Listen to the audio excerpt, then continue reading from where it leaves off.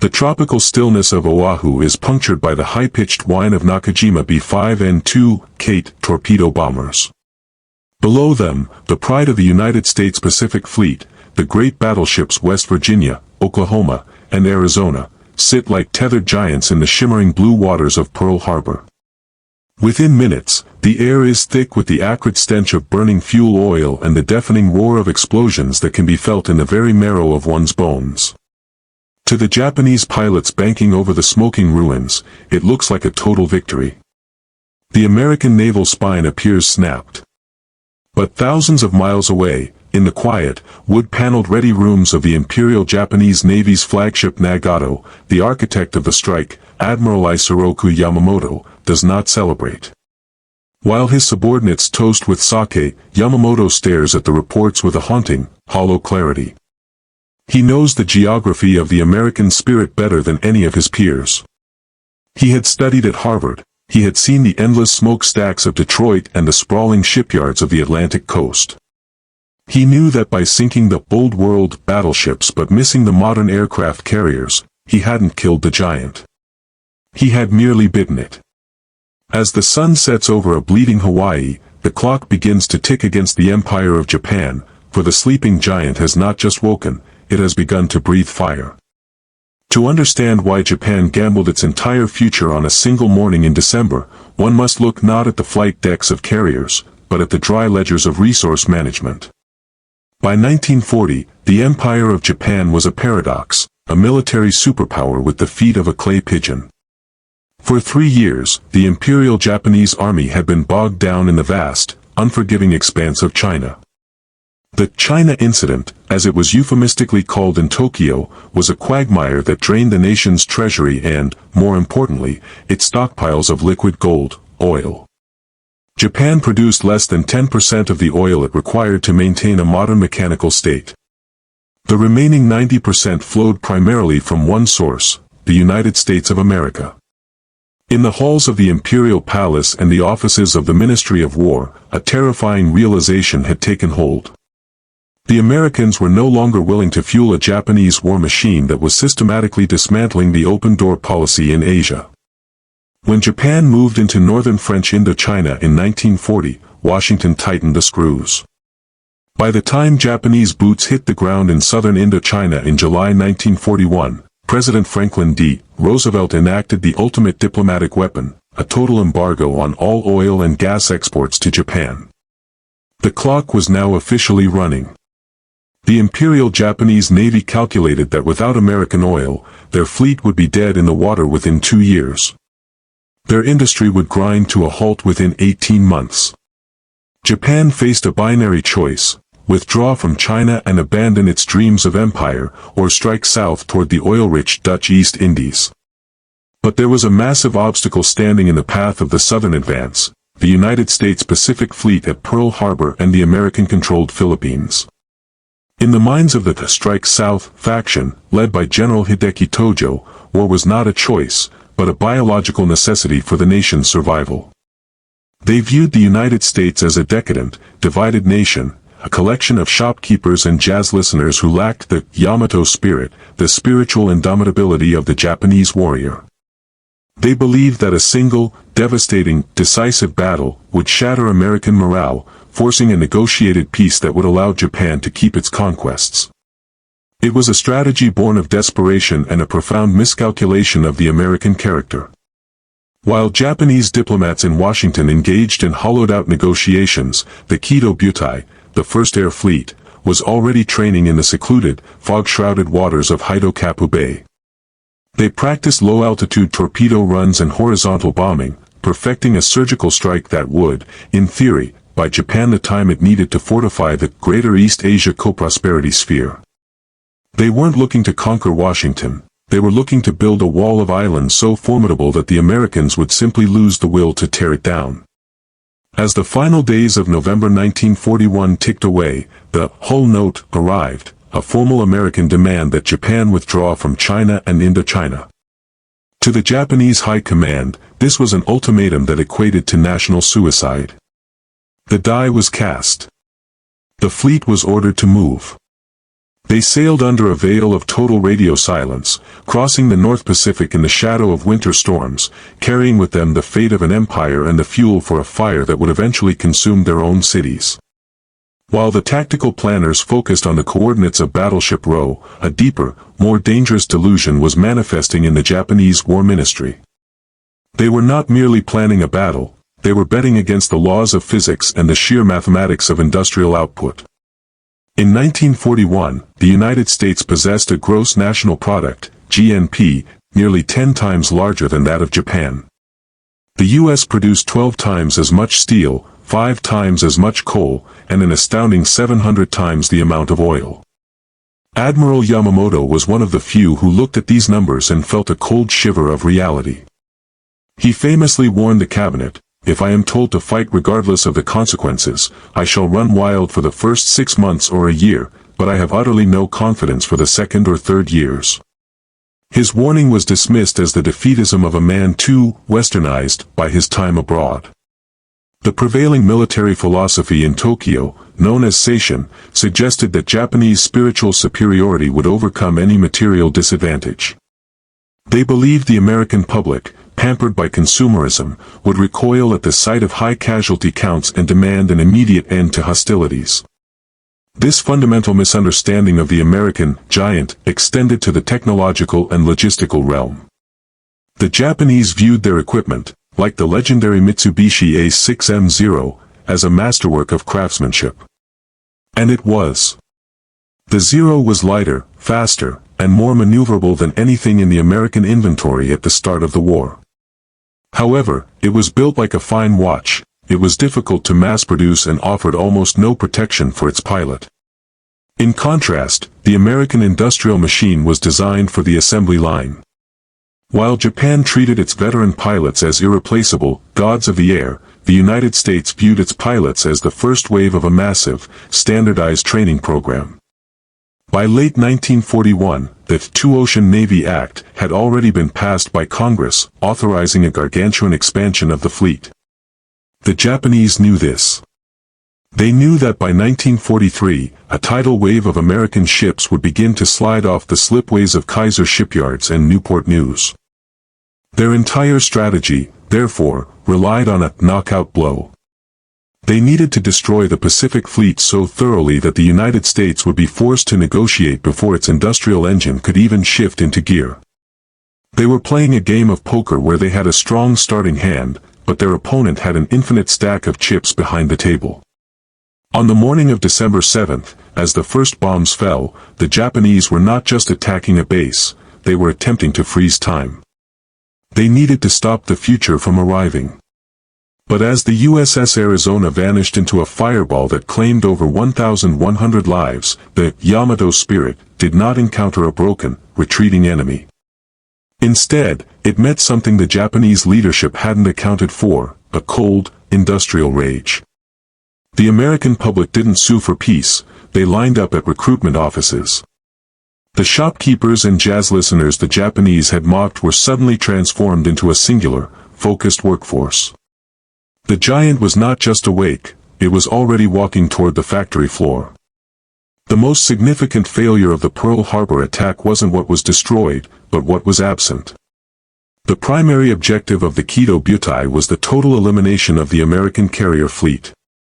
However, on that Sunday morning, the USS Enterprise, Lexington, and Saratoga were nowhere to be found, they were delivering aircraft to distant outposts or undergoing repairs. The Japanese had pulverized the Old Guard, the battleships, which were vestiges of 19th-century naval doctrine. In doing so, they inadvertently forced the United States into a modern carrier-based war for which the U.S. was actually better suited. The sinking of the battleships was a tactical masterpiece but a strategic catastrophe. The Japanese had cleared the deck for the very weapon that would eventually hunt them to extinction.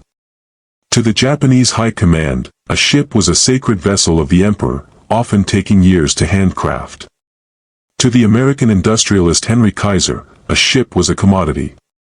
While Japan struggled to replace even a single lost fleet carrier, American shipyards were beginning to perform industrial miracles. By 1943, the U.S. was launching a Liberty ship every few days and an Essex-class carrier every few months. The Japanese realized too late that they weren't fighting a navy, they were fighting a factory. The sheer scale of American logistics, moving entire floating dry docks and refrigerated ice cream barges across the Pacific, created a psychological weight that Japanese soldiers, surviving on handfuls of rice, could barely comprehend. The Japanese believed their communications were shielded by the complexity of their language and the sophistication of their type-beat cipher machine, known to the Americans as cripple. They did not count on the obsessive brilliance of American cryptanalysts like Joseph Rockefeller. Before the Japanese fleet even weighed anchor for Midway in 1942, the Americans were reading their mail. The surprise that Japan relied upon as their primary weapon had been stripped away. This intelligence gap meant that Japan was often fighting a blind war against an enemy that could see through the fog of every operation, turning their decisive battles into carefully laid American ambushes.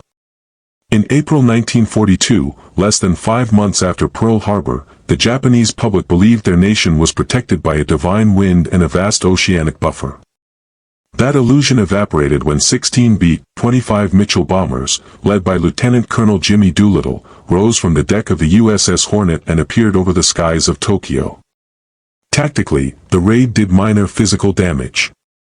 Psychologically, it was a seismic shift. The Japanese high command was humiliated, they had failed to protect the emperor.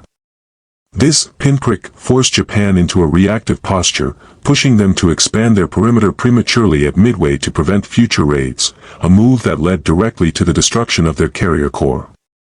The Japanese military culture relied on the Bushido Code, the idea that death was preferable to dishonor. This created a tier of elite, highly trained pilots and sailors who were almost peerless in 1941. However, this system was brittle. When these veterans died, Japan had no efficient system to replace them, often sending green recruits into battle with barely 100 hours of flight time. Conversely, the U.S. Navy pulled its best pilots off the front lines to teach the next generation. By 1944, the Giant was fielding thousands of well-trained citizen soldiers who were technically proficient and supported by overwhelming technology. The Japanese realized that spirit could not compensate for a lack of experienced wings in the sky.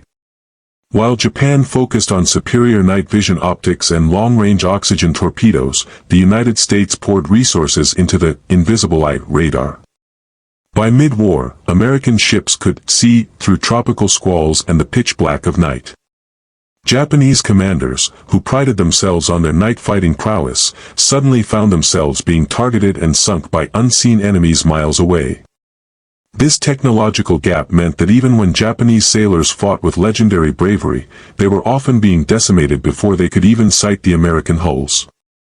The realization that American science was outpacing Japanese tradition was perhaps the most sobering waking up of all. By June 1944, the Giant was no longer just awake, it was an unstoppable force of nature. The theater for the ultimate realization was a stretch of the Pacific known as the Philippine Sea. The Japanese High Command, still clinging to the hope of a single, decisive battle, Kantai Kessen, launched Operation Ago. They committed 9 aircraft carriers and nearly 450 planes in a desperate bid to halt the American advance toward the inner defense ring of the empire. If they could destroy the American fleet here, they believed they could still negotiate a face-saving peace. But the navy they met was not the wounded animal of 1941. It was the Fifth Fleet, a leviathan of steel and fire. Leading the charge was Task Force 58, a concentration of firepower the world had never seen. The Americans didn't just have more ships, they had evolved. Every American ship was now a bristling fortress of anti-aircraft fire, equipped with the new VT radio proximity fuses, shells that didn't need to hit a plane to destroy it, they only had to get close. As the Japanese strikes approached, they were picked up on American radar screens over 100 miles away.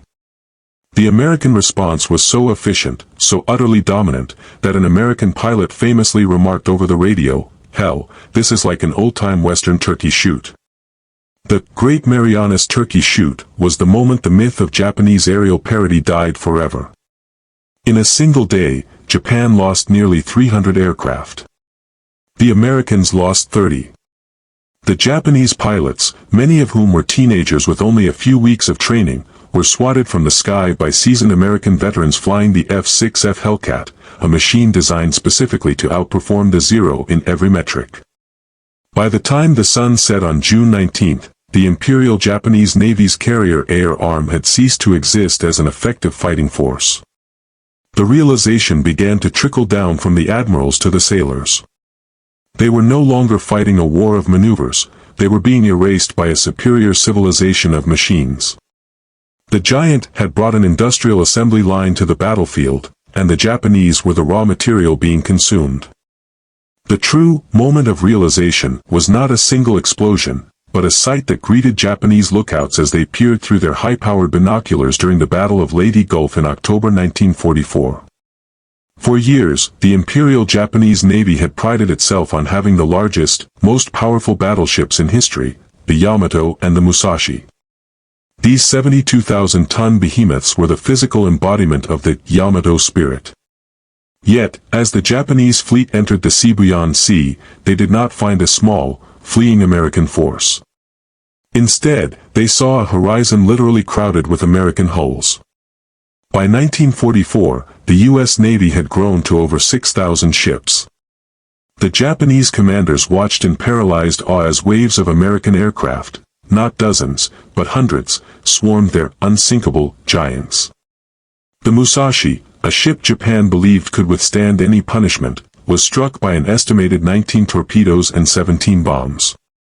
It didn't fall to a heroic dueling battleship, it was systematically dismantled by an industrial swarm. As the Musashi rolled over and vanished beneath the waves, taking half her crew with her, the psychological backbone of the Japanese Navy snapped. The horror for the Japanese High Command intensified when they realized the American logistics were so advanced that they were building artificial harbors and floating supply bases across the Pacific. While Japanese soldiers on bypassed islands were literally starving to death, resorting to eating grass and tree bark, they watched from the jungle as American sailors on ice cream barges enjoyed chilled dairy and fresh bread just offshore. This was the giant fully upright. It was no longer just about who had the better gun, it was about the fact that the United States could deliver a ton of supplies for every one of its soldiers, while Japan could barely deliver a handful of ammunition. At Leyte Gulf, the Japanese fleet was so low on fuel that their movements were dictated not by strategy, but by the dwindling levels in their oil bunkers. They realized, with a crushing finality, that they were not just losing a war, they were being deleted by a machine they couldn't even slow down. The decisive battle they had craved for decades had arrived, and it had proven that their entire military philosophy was an antique in a modern world. The realization that conventional victory had become a physical impossibility led the Japanese High Command into a dark, psychological corner. By late 1944, the giant was no longer just at the gates, it was over the walls. The Japanese response was a descent into organized madness, the kamikaze. This was the ultimate admission of failure. Japan had run out of planes, fuel, and trained pilots, but they still had the Yamato spirit in its most toxic form. They began to use their remaining aircraft as human-guided missiles, hoping that if they could not outproduce the American machine, they could at least outdie it. Vice Admiral Onishi, the architect of the Special Attack Corps, argued that only through supreme sacrifice could Japan shock the American public into a ceasefire. But even this was a miscalculation. The U.S. Navy responded with the same industrial coldness that had defined their entire war effort. They developed the Big Blue Blanket, a defensive system of interlocking radar, combat air patrols, and a staggering density of 40mm Bofors and 20mm Oerlikon anti-aircraft guns. The giant simply adjusted its programming. While kamikaze attacks were terrifying and inflicted thousands of casualties, they could not stop the momentum of the American advance. The U.S. industrial machine was now so efficient that a ship damaged by a suicide plane at Okinawa could be repaired in a floating dry dock and returned to the line in days. The Japanese realized that even when they traded a human life for a piece of American steel, the steel could be replaced. The life could not. By early 1945, the maritime blockade of Japan was total. The American submarine fleet, a silent service that had been steadily strangling the home islands, had sunk over 50% of Japan's total merchant marine. Japan was a nation of islands that could no longer reach the sea. The iron, rubber, and oil needed to sustain even a defensive war had stopped arriving. In the factories of Nagoya and Tokyo, machines fell silent because there was no coal to fire the furnaces. The giant had wrapped its hands around the throat of the empire and was slowly, methodically, squeezing. By the spring of 1945, the giant reached the final stage of its awakening, the total industrial destruction of the Japanese home islands. The realization of defeat moved from the admiralty to the average Japanese citizen. It arrived in the form of the B-29 Superfortress. These aircraft were the pinnacle of American engineering. Pressurized, high-altitude bombers that Japan had no defense against. Under the command of General Curtis LeMay, the U.S. began a campaign of strategic firebombing that targeted the very heart of Japanese production, the decentralized, cottage industries, where parts for Zeros and machine guns were manufactured in family homes. The night of March 9 to 10, 1945, remains the deadliest air raid in human history. Operation Meeting House saw over 300 B-29s drop incendiary clusters over Tokyo. The resulting firestorm incinerated 16 square miles of the city and killed over 100,000 people in a single night, more than the initial deaths at either Hiroshima or Nagasaki. To the Japanese people, the sight of the silver bombers glinting in the sun, untouchable by their own fighters, was the ultimate proof that the giant was not just stronger, but existed on a different technological plane of existence. The final psychological blow came not from the air, but from the sea once again. By July 1945, the U.S. Navy's Third Fleet was cruising openly off the coast of Japan, bombarding industrial cities with 16-inch shells. Admiral William Bull Halsey's fleet was so dominant that it treated the Japanese coastline like a practice range. The Japanese Navy, once the third largest in the world, had been reduced to a few rusted hulls hiding in harbors, unable to even muster the fuel to move. When the atomic clouds eventually rose over Hiroshima and Nagasaki in August, they were the terrifying exclamation point on a sentence that had been written years prior in the factories of Detroit and Pittsburgh. The giant had developed a weapon that harnessed the power of the sun itself. The Japanese High Command finally accepted the unthinkable, that the Yamato spirit could not fight physics. The surrender on the deck of the USS Missouri, a ship named after the president's home state and built in the very yards Yamamoto once feared, was the final, silent acknowledgement that Japan had tried to fight a war against the future, and the future had won.